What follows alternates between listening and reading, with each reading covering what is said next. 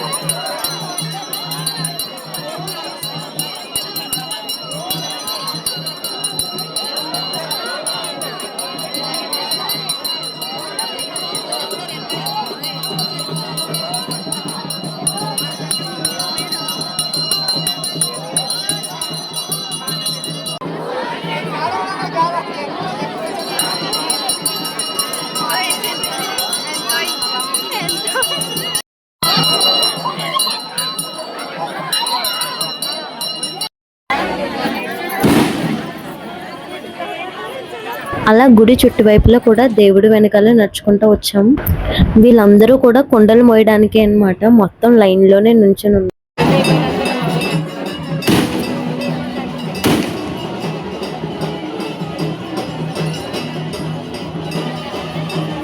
కొండలు ఎత్తుకోవడం అయితే స్టార్ట్ చేశారు. చాలా మంది ఉన్నారు. దానివల్ల మాకు చాలా లేట్ అయింది కూడా కొండలు ఎత్తుకోవడం. లైన్ లోనే ఉండిపోయాం చాలాసేపు. ఇప్పుడు ఇంకా ఫాస్ట్ గా తీసేస్తారు. అలాంటిది మేము ఎత్తుకోవడమే 10:30, 11 అలా అయిపోయింది. మొత్తానికి మేమైతే బయటకు వచ్చేసాం కొండలు ఎత్తుకుని. మొత్తానికి కొండలైతే ఎత్తుకుని బయటకైతే వచ్చేసాం.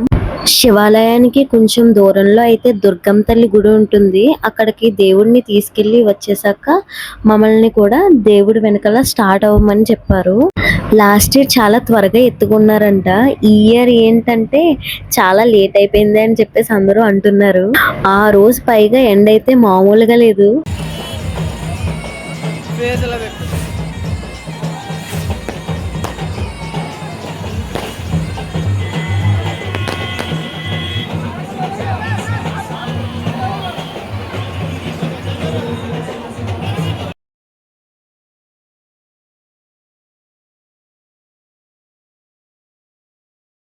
మొత్తానికి చాలా సక్సెస్ఫుల్ గా కంప్లీట్ చేసాం.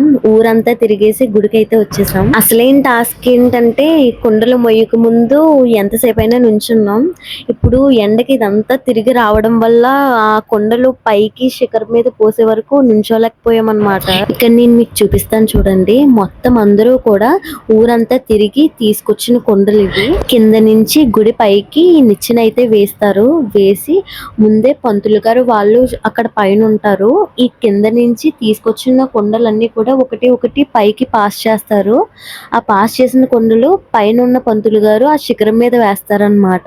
ఇలా ఎవరైతే ఆడవాళ్ళు మొక్కుకుంటారో ఆ ఆడవాళ్ళందరూ కూడా ఊరంతా చల్లని అంటే వాటర్ని తీసుకొచ్చి అది మళ్ళీ శిఖరానికి అభిషేకం చేస్తారనమాట. దాన్నే కుంభాభిషేకం అంటారు. కొండలు ఇచ్చేసి వచ్చాక నేనైతే ఇక్కడే సెటిల్ అయిపోయాను అనమాట. అంత చల్లగా గాలేసింది ఇక్కడ చెరువు దగ్గర. ఇక్కడికి వచ్చి సెటిల్ అయిపోయాను. కానీ ఇంకా దర్శనం చేసుకోవాల్సింది ఉంది. ఇంకా హోమంలో వేయాల్సిన పత్రి కూడా వేయలేదు. ఆ రోజు కాసిన ఎండకి నా ఫేస్ అంతా ఎర్రగా అయిపోయి మండడం స్టార్ట్ అయింది. ఇంకా మేము దర్శనానికి అయితే వచ్చేసాం. ఇక్కడ కూడా మళ్ళీ లైన్ ఉంది. ఇంకా లాస్ట్ హోమం దగ్గరికి వెళ్ళి గోత్రనామాలు చెప్పి పత్ర అయితే ఇచ్చేసాం. ఐ హోప్ చాలా క్లియర్ గా చూపించాను అనుకుంటున్నాను. Please do like, share and subscribe and don't forget to ring the bell icon.